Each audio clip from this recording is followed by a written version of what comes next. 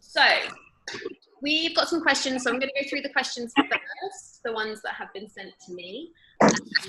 So Glenda's asked about writing in the third person, because there was an exercise about writing in the third person about yourself within module 1. This is important, but it's mostly for yourself to see how other people would view you. You're right, Neve. Oh, sorry, am I on loudspeaker? I'm talking to Jenny. It's more about how people, kind of exploring how other people would see you. So how you would write about yourself, or how someone else would write about you if they were writing about you. Okay, so it's a really good exercise to kind of get to grips with everything that you've been mind mapping about yourself and kind of put it into a paragraph. That paragraph can also be used then going forward if you're doing any press work, or if you're doing anything, you know, when people need to introduce you. So for example, if you're writing a blog for one of the big blogs out there, or even for the Celebrant Directory, I always ask for a summary of yourself, and obviously that's written then in the third person. So it's a good exercise to do on either side. That's why I ask you to put that together. You can also use that on your LinkedIn profile as well, but LinkedIn has changed slightly, and if you haven't yet, go over and check out my LinkedIn page and you'll see how we now use LinkedIn. So when we get to the LinkedIn section, when we start talking about social media, if you're not using it yet to promote your business, you will see how that has changed now from not just a CV, but to a platform to sell your business. So it's a very, very good session, the LinkedIn, but you can use the resource that you've created in module 1 for that. She's also asked about her logo, having one main logo or having 2 variations. I think it's important to have one logo, of course, but you can always also create an emblem to go alongside it, so something that's recognizable, that's a lot more simple. You can have this using on your social media channels then, rather than just the words of your business. So you may see it, can't think of one now, but you may see that people are using, you know, the name of their business, but also in a little emblem that has, say, CV or something like that, or whatever. So you can have 2 variations to use in different places. But I would have 2 completely different logos.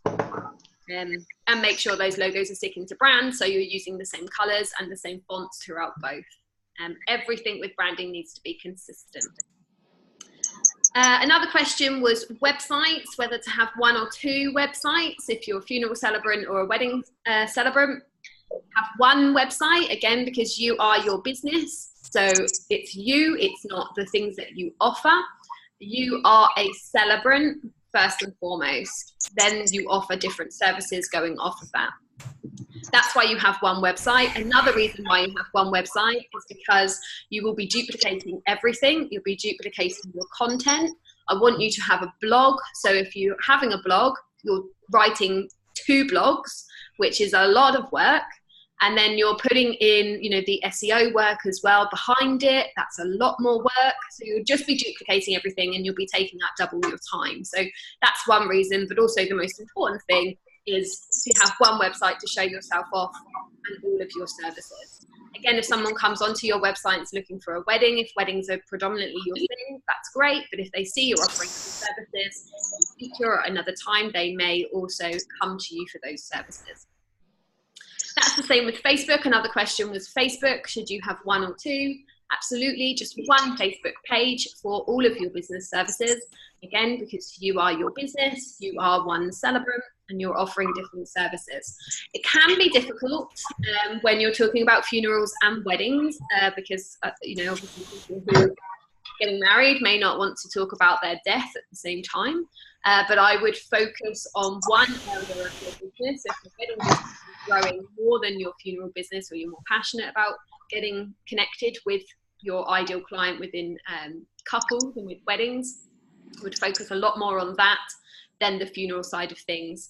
But going live, talking about your experiences is all great content for your visibility on platforms like Facebook.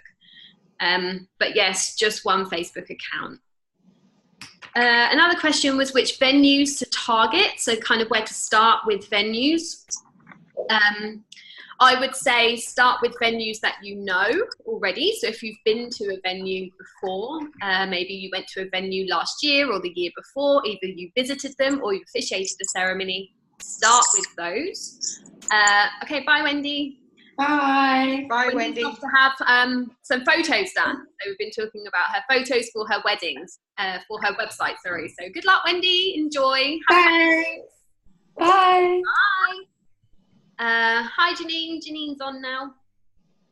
We've been chatting, just to say about Wendy and her photographs. We were just chatting about ensuring when you have brand photography to make sure that everything again is consistent with it. So she was going to have her pictures taken and we were chatting about her outfit. So she had all black on, which is great. However, she lives in Spain. She lives in Spain. And, you know, what do you think about when you live in Spain? You think white, you think warm, you think color, you know, and her website also, which we've created together, is very nude and neutral. So black's not really going to fit with that. So when you're thinking about brand photography, do be consistent with the style, with your outfit, you know, everything that comes down to what you wear and the look behind you. It's also very important with brand photo shoots to ensure that your background is not too busy as well. Your background, if it's too busy, it distracts away from you, and you can see the photos are selling you and your business. Another thing with brand photo shoots, and we've gone off on brand photo shoots, but another thing with brand photo shoots is to make sure you have some landscape and some portrait. One celebrant I've been working with has just got caught up on this and only has portrait images, which are difficult when you're doing things like cover images on Facebook, when you're even doing cover images on your website. So make sure you do get a mix of sizes. So going back to the question on venues, which ones to target, I would say start with ones that you may know. That's important. That's easier. You can then just ring them and say, hi, it's Jennifer. I officiated Jane and Joe's wedding last summer. I would love to come in and talk to you about officiating more ceremonies and how I can help you and support you in your business through offering more celebrant options. Pick up the phone and give those guys a call. If you haven't worked with them before, find ones that are in your local area. Even if they're licensed, it doesn't matter. Let's not use the fact that they're licensed as a hurdle. Pick up the phone and just give them a ring. Make sure your ideal client or your brand hero, if you've worked on that already, may go to that venue as a venue for their ceremony. Okay, so don't choose a massive stately home if you want to focus more on festival type weddings. Yeah, so make sure you are focusing on the venues that suit your ideal client. And with that, the venue owners will resonate with you more too, and will connect with you more too because of your own personal style. Plus, it's much easier then to be authentic as well when you go into these venues. Much easier to be you and not try and be somebody else. And as we said within the branding module, that's what it's all about, not trying to be anyone else and trying to be yourself or being yourself. It's a lot easier that way if you choose the venues that suit you and your ideal client. That's all the questions I had on my list. Does anyone here have any questions? Sarah, have you got any questions to start off with? No, let me just think a minute. Let somebody else go, and I probably have something. Penny? No, nothing directly from me. Okay, Janine? No, I just thought I would hop in to say hi to everybody for the first time, that was all. And I'm just trying to catch up with all the module work, and it's just been hectic as it is for lots of us. So it's just nice to sort of say hi as well. It's nice to see you too. Yeah. And Neve, are you in the doctors? Did you have anything to the session with? Yeah, no, I'm just in the waiting room at the minute, but I had asked you about, gosh, what did I ask you during the week? Yeah, it's been a bit of a whirlwind of a week. The kids have been sick, and it's just, yeah, I'm kind of pushing out all my goals. They're kind of getting steadily pushed out each week. but I'm thinking about stuff all the time, and Let- like I've read the modules, but I haven't had them down on paper yet, but I'm kind of like, my mind is just thinking that way, so I am kind of trying to streamline things. So yeah, I was thinking about elopements. Oh yes, elopements, yes. Yeah. So should you call yourself an elopement specialist? Yes. Really, really good question, and it's something I actually spent some time thinking about. So Neve is looking at kind of specialising in elopement, which is it's a great niche. It's a big niche. We have I'm trying to remember the name. There is a new celebrant who I will actually name of, because it may be really good to have a chat with her. But there is a celebrant that appreciates just elopements, and she does hundreds and hundreds of them. She does pretty much one a day, elopement, and that's all she focuses on is elopement. And her website's very plain and simple, but just talk about elopement. So her keywords, time just for elopements, and she's the only one in her area doing it. So you can become an elopement specialist. My only concern is the industry at the moment where it is in the UK. That in we don't want to hear who's next in the circle. My only concern with it in the UK at the moment is that the celebrant option is still growing. So coming up with another name for a celebrant, an elopement specialist, may be even more difficult to promote yourself. So what I would say is still be a celebrant, but specializing in elopement. Okay, so still calling yourself a celebrant, but when you're marketing yourself, you are saying you specialize in this area. This will be a lot easier for you in terms of your keywords and coming up on Google, because you just have to think what people are typing into Google. Would they type in an elopement specialist, or would they type in, a celebrant and elopements, or elopements, and you'd still come up because you're still talking about elopements, but then you're not being too niche, so you can still cover, other celebrant-led ceremonies. That was my thoughts and my response. Neve also talked about packages and working with other suppliers on packages. And this is a really interesting topic. And then again, something I've been chatting to Catherine Kentridge about, another celebrant in this course, and we've done one-to-one. She wanted to add packages to hers because she lives in Toronto, and lots of Toronto celebrants have packages on their website. There's a few things to think about with packages. It all depends on where you're at in your business. So if you're thinking of packages in terms of bringing other suppliers in, so offering, cake services or photography alongside it, what you want to make sure first is that you're comfortable with that supplier, that you've met them a few times, maybe you've worked with them at a ceremony, so that you trust them enough to come in, because they will be part of your reputation. They will become part of it. If they fail, you will also fail because you are connected with them. So it must be, a supplier that you know well if you're going to be offering that.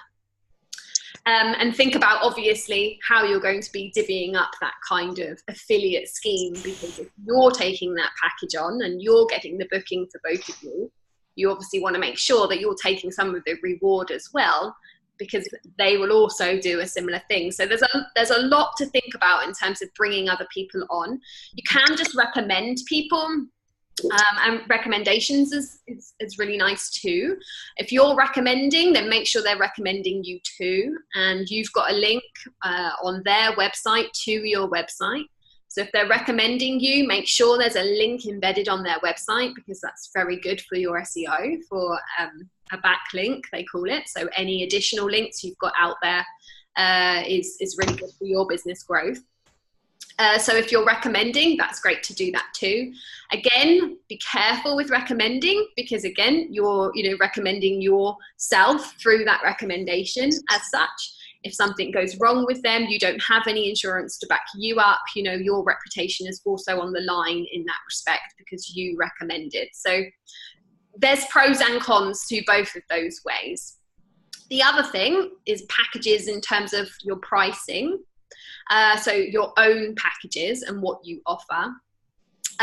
You could offer, for example, a bronze, a silver and a gold package, for your services. Packages are nice because psychologically, a lot of people will feel like maybe they cannot afford the top package, and then the smaller package becomes a lot more affordable and attractive to them. It's kind of the sales psyche in that respect. When you're doing that type of thing, I would set your bronze package, your smaller package, at the rate that you want to charge. So don't undercharge for that package. Keep that as your signature package. Keep that as your main price, the price that you're happy getting for your services, and then do add-ons on top for your additional packages. So don't undersell yourself at your lower package. A lot of people will go for that lower package if you're underselling it. If you're charging, just say 600 for your services, and then you charge 500 because you're knocking a couple of things off, more likely you'll get that 500, whereas the things you're knocking off probably aren't that involved. So you're losing out then. So keep your smaller package as a package that you're happy to get the rate from, and then add additional things from there. So that's packages. I think that was all of your questions. Neve, did you have anything else? No, nothing else. Thanks a million. That's okay. Jennifer, would it be okay if I do ask a question, please? Evening, yeah. It is about branding. I got married almost 2 years ago. My married name is Janine Jones. So Jones is a very well-known Welsh name, and at the moment I still use my Janine Haley. Yeah. Much to the disgust of my husband, I have to say. So the big question is, obviously I'm getting to a point where I actually need to order, my sort of marketing supplies. Should I? And what would you say, would be my best option, really? I mean, I'm happy sort of being Janine Haley in my business because I've been self-employed, not just as a celebrant, but I've been self-employed for 5 years and marketing myself sort of locally in networking, and everybody knows me as Janine Haley. So the only time I use Janine Jones is when I travel on my passports, and that was kind of the first hurdle that I used to sort of keep them quiet for a little bit. Yeah. Lag me. What would you recommend? Are you happy to continue the rest of your business in that name? Would you prefer to change your name? Like, what are you comfortable with in yourself? And then we'll talk about the business side of it. I mean, I'm happy with Janine Haley because it's what people know me as. So, yeah, I suppose I'm questioning why I'm going to change it then if I'm happy with it, really, I suppose. Yeah, I don't know, it's a difficult one, really. I am happy with it, but I'm just thinking for long term, my celebrant business is the business I will be in until I retire. So I'm 50 now, so do I still want to be known as Janine Haley for the next 10 to 15 years in my celebrant business when I'm officially Janine Jones? And there is another reason as well, is that obviously I have my daughter, who is now coming up to 21, and probably not having the same name as her mum isn't going to be such a horrendous thing to cope with, if you know what I mean. Yeah, for sure. Well, if you're comfortable to stay at that name, stay at that name. Think about it in a different way. That's your business name. Yes. So for me, my business name is Jennifer Clare. Yes. My name really is Jennifer Constant. Right. Okay. For me, Jennifer Constant doesn't really have the same flair as Jennifer Clare. It just okay. Yeah. It's a lot easier. So people are going to know me as that. They're not necessarily going to know me or as Jennifer Constant. Glenda has Cloud9 ceremonies. Sure. I have TaylorMade ceremonies. It's a business name as such. If you're comfortable carrying on with that business name and you feel you've already built up a reputation around that name, you are going to have to go out and tell everybody, oh, this is my new business name. Yes. Problem, Janine Jones actually sounds really nice together. It has a nice ring to it. So it's not a problem to rebrand yourself and rebrand your name and go out there, because you are your business. Yes. Really, as long as you're still visible and still getting yourself out there, it doesn't really matter what the business name is. Sure. One of the smallest things, really, because for us, we are our business. So it's what you're comfortable doing, really. If you're happy to stay at your name and you feel comfortable with that, then I would say stay.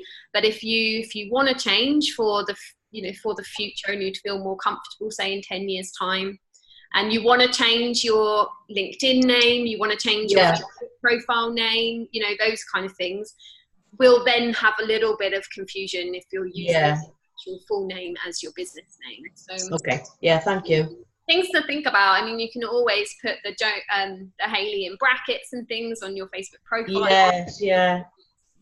A little bit okay.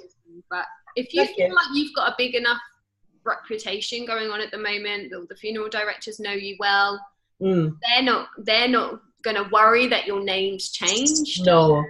You again are your business. You're showing up all the time. They'll get used to it. Yeah. I literally think it's down to what you feel most comfortable doing. Okay. And going for it and going full in with it. If you decide to change, then just go full in. Change your logo, every social media account. What about your website? Is that Janine Hayley? Well, see, my celebrant business is actually under the umbrella of Unique Life Ceremonies. Okay. So that's the sort of the overarching name. For all it is me, but again, I chose that because I thought, well, if people are going to be wanting a celebrant, they'll want something unique. So that's why I sort of kind of went with that. But my business is me, so And when you go into a funeral director, they know you as Janine Hayley. Janine, yeah. But they'll get used to it. They'll get used to it, and it won't be long before you can knock off the used to be Hayley. Hayley, yeah. They'll get used to it. So it's whatever. Okay, thank you. Yeah, food for thought. Yeah, for sure. But message me if you want to chat further about it. Thank you. Can I ask a couple of things? Go on. Yeah. I don't know if you can hear me, sorry. Two things. First of all, taglines. Yeah. Where do you recommend using them? I don't really use mine. It goes on the bottom of the emails in the footer. It's on the website. But I see people using theirs everywhere. And I'm not sure where's the right or the wrong place to use them. Yeah, so under a logo is always a good place. It gives an extra explanation, I guess, or creates extra inspiration or intrigue, depending on what tagline you're using. A tagline becomes recognizable, so it sits alongside your business and gives it extra personality. You can use it then on your social media in terms of, on your cover images. You can use it maybe on your website as the header image, on top of the header image. And it, again, can just become something that rolls off the tongue and grows into, your signature line. People will start to recognize it. It's not a necessity to have a tagline, depending on how descriptive your business name is. If your business name is completely out there and doesn't have any reference to celebrancy at all, then it is really good to have a tagline. But if your business name includes Unique Life Ceremonies, for example, you're explaining already what you're offering, so you may not need a tag. But great, thank you. And the other thing, which is slightly off script, is scripts. I do bespoke scripts. My couple get a copy of the script. However, that script I've had a script that's actually been shared. So it's my words and it's my work. However, it's being shared and is now out there for the whole world to download and open and print and use. Does anybody else give out scripts? Where is it being downloaded? Are you able to? So what the couple have done is they have photographed or scanned the script somehow and shared it on their social media. But it's actually come up on a Google image search when I've Google image searched it. I've just put one of the sentences in and of course it picks it up. Like it does a reading, it would pick up a sentence from something that's already printed. So it's actually out there now for everybody to see, which is fine. I don't have a problem with it. I'm really proud of my work. It's just the copy element. Yeah, sure. So have you asked them to take it down? I sent an email which hasn't even been opened, so I'm not going to hold my breath. I mean, I don't have anything in my contract that says you can't copy it because it's their ceremony. However, I've never experienced anybody openly sharing some content before. I can't say I've ever experienced that either. When I send scripts through, so they do get a copy, Yeah. you know, of the scripts. But again, in my whole time I've been doing this, I've not experienced that. So I'm sorry you've experienced that. That's not nice. No, it's not nice, is it? It's not nice. I mean, it's obviously beautiful. Again, you can see it's positive. Your work is It's a great advert. It's out there, and I'm happy it's out there. It's just not ideal because any celebrant could now copy that and use that as their own work, or worse, it could be used. I don't know, you know. But then, in a way, you know, you could see it that you're never going to know that. No. You know, you'll not know if they use it or copy it, and yeah, unfortunately it's already out there now, isn't it? I mean, aside from getting it down, it is already being pulled up by Google, which is a shame that Google have found it. I put it in my terms and conditions because when I was looking at other celebrants in the UK, because I had no idea where to start in terms and conditions, there are quite a few out there that say things about we can give you a script, but you're not allowed to publish it online, etc., etc. I know you can't stop anybody, but it is kind of a cover if you have something written. You can say it's there rather than you don't want them to do it. I mean, you know, I don't know, but I've got something written. I can't remember the exact wording, but it states something like anything that's been given to you cannot be published out there in the social media world or something because it's personal to you or something like this. I can't remember, but there are people in the UK, celebrants in the UK, that have got it on their websites. That's where I found it. Yeah. Thanks, Sarah. I'll look at that. Yeah, but I don't know, just Google anybody's terms and conditions and you'll see there's somebody. I don't know, I looked at some quite busy people in the UK. I do a lot of stalking. I haven't stalked any of you, but I stalk a lot of people to get a lot of advice. And that was one of the things that I came up with for that, because I thought the same, when you give them your thing. I mean, also hearing, because I don't want to, because it's not always possible to get all the money before you've given them the script, hearing Greets. Also, they want to deposit and then they want to pay hearing cash. I'm very loath to give them the whole thing and then they run away before they even come down. You know, that's the other thing, my concern. But I'm not experienced enough to know yet if that will happen, you know, so we'll see.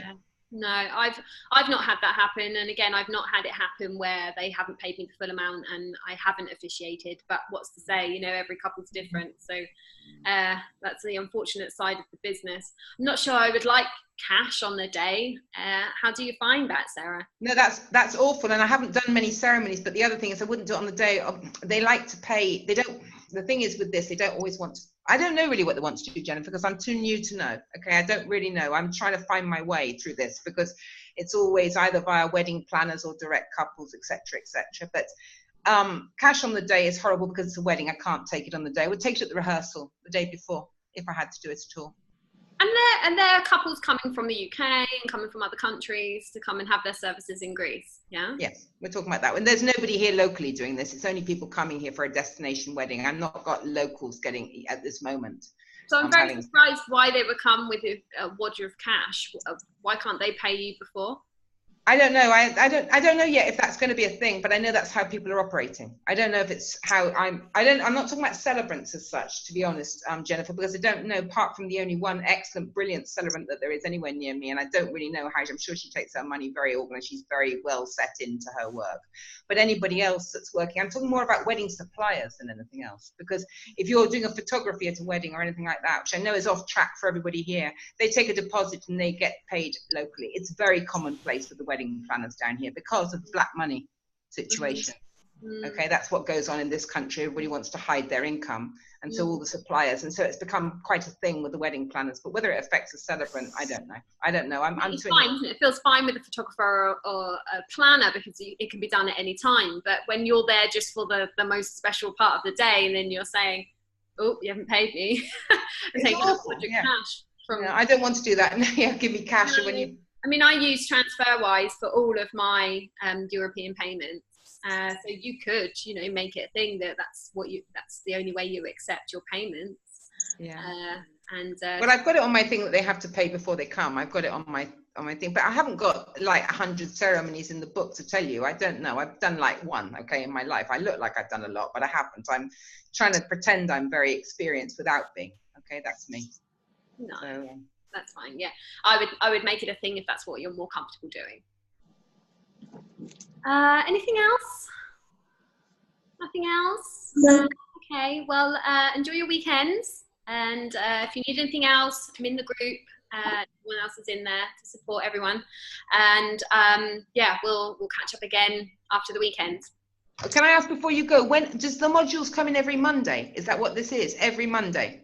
Okay. Every Monday, the modules go into the membership area for you to view. But again, you know, take it as slow or as fast as you like.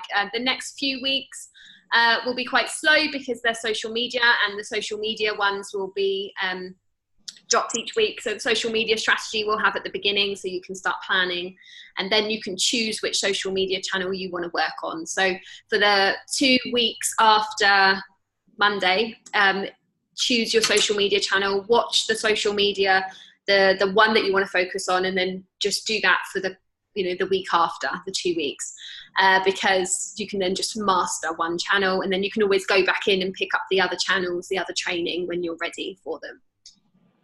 But yeah, there's some enjoyable ones in there. I'm really getting excited. I'm signed up to a LinkedIn mastermind. I'm really excited about the power of LinkedIn. I've got a lot of leads through LinkedIn. And I know there's lots of other celebrants in the group who did the last course have got leads from LinkedIn. So I would say have a good go at that one and explore, you know, how to improve your profile and how to start connecting. It's actually quite revolutionary now. Facebook is great, but Facebook can take a lot of time to build up your Facebook profile. It takes a lot of time to get likes on your page on Facebook, to get follows. You know, it takes a lot of dedication, and also it can take a lot of money too. You know, you can take money. You do have to spend sometimes on Facebook advertising and things.